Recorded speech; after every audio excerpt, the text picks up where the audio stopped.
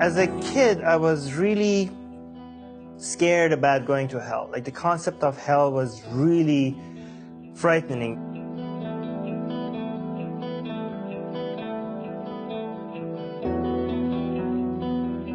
One thing I remember doing is that I took a match and I light it on, and I blew the match out, and I put it on my arm just to see how it feels. It was really hot, and I remember thinking, this is too painful. And then I imagine this all over your body forever. And I couldn't even imagine how could anybody tolerate it? How could it so consumed me that I remember crying one time thinking about me going to hell, my parents going to hell, and I remember my aunt coming to me and asking me why I was crying. And then when I told her, and she mentioned that, no, don't worry, hell, most people are never going to go to hell. Hell is for the worst of the worst people. And that calmed me down for a bit until I went to school. This was before school, but the teachers in school, in later years, they told us that actually most people are going to end up in hell. Even most Muslims are going to end up in hell.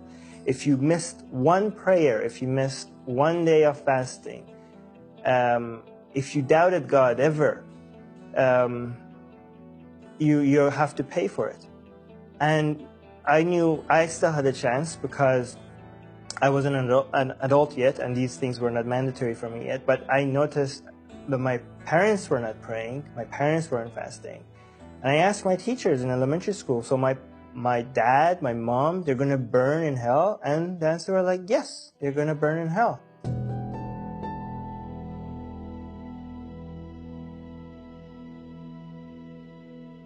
I tried to argue with them. I was like, is there any way they're not going to listen to me. What can I do? Like, well, when they die, you could pray the prayers that they missed and fast on non-Ramadan days for the fasting that they missed. But while you're catching up, they're going to burn in hell until you catch up to all their prayers.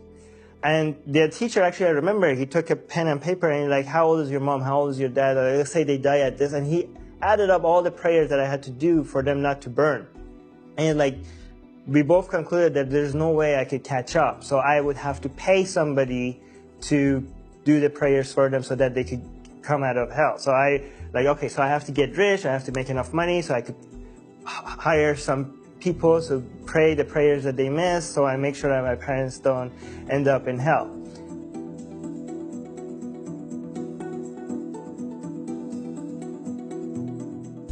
In Islam, you're without sin until you reach the age of reason. So for boys, that's 15. For girls, that's 9. According to what they told us in school. I understand later that some Muslims have a different understanding of what those exact years are, or some people say it's just the age of reason, there's no specific number for it. But my understanding was, based on what they told us in school, that before 15, anything I do is not counted as a sin. Suicide is a sin, but not if I do it before age 15. So I thought, if I kill myself before age 15, there's only one destination for me, heaven. I wanted to make sure I got this right, so I asked my teachers, why wouldn't I just kill myself to make sure I don't go to hell? And the only comeback they had for me for why I shouldn't do that is because if children die, they go to heaven, that's true, but they go to the lowest part of heaven. There are many different levels of heaven. The highest part is for the martyrs, where it's exactly next to Muhammad, where Muhammad is. But if I die as a child, I go to the lowest part of heaven. They say if you earn heaven with good deeds, then you go to a higher level. So that's why I shouldn't kill myself, because you could go to a better part of heaven. But I thought, who the fuck cares? I just want to not go to hell. I'm content with the lowest part of heaven. Why would I gamble? Why would I take a chance, even the slightest chance of burning forever, even burning for thousands of, because they told you the smallest amount of sin will get you years and years in hell, and then you go to heaven. I said, I can't take 10 minutes of burning. Years of burning? Forget that. So I jumped out of my school window attempting to kill myself around age 12 to make sure I go to heaven. And I wasn't successful. I remember seeing my dad cry for the first time. I saw my mom going crazy on the ground, and she was so distressed. And my father, what I did to them was so tragic, and I felt so bad that I didn't try it again.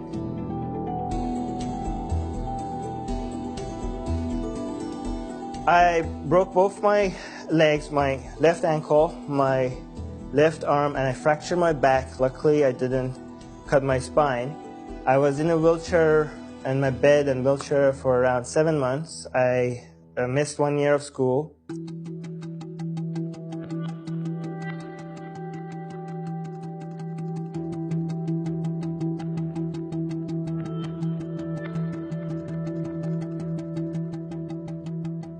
When I took Islam more seriously, I started studying it. The problem is that the concept of hell still stayed with me. Even as a Muslim, my parents were still even though I thought I could avoid hell by now, when I reached 15, I was like, okay, game on. I can't miss a prayer anymore. I can't miss a day of fasting anymore. But my parents were still not practicing Islam. Even though they were Muslim by name, they were not practicing it. And they were going to still end up in hell. And I remember at home, we watched the BBC, we watched Hollywood movies, and always all I could think of, like, that reporter, he's not a Muslim, he's gonna burn in hell forever. That actor that everybody here in Iran seems to celebrate that guy, but don't they remember that he's gonna burn in hell forever? And I'm like, how could all these people burn in hell forever? I decided that I'm gonna study other religions. Maybe they aren't as bad. Maybe they're kinda Muslim light.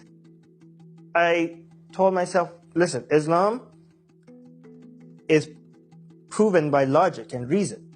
So I shouldn't be worried about examining Islam through logic and reason, because at the end of the day, I'm going to come back to this conclusion. The more I look, the more doubtful I got. And I remember actually praying to God. I was scared. I was crying. I was telling God that, I'm going down a path that I'm losing faith in you, and if you're out there, please don't punish me if I ever lose my faith in you. Please, anything, any sign, any evidence, the smallest amount of miracle that you could send me my way, I appreciate that. If you're there, talk to me, say something, do something. I'm losing you. You're the only thing I have. You're my only friend, my only refuge. Talk to me, anything. And nothing. When I lost my faith in God, I decided that even if God is imaginary, I'm still going to talk to him, because he was the only thing I had.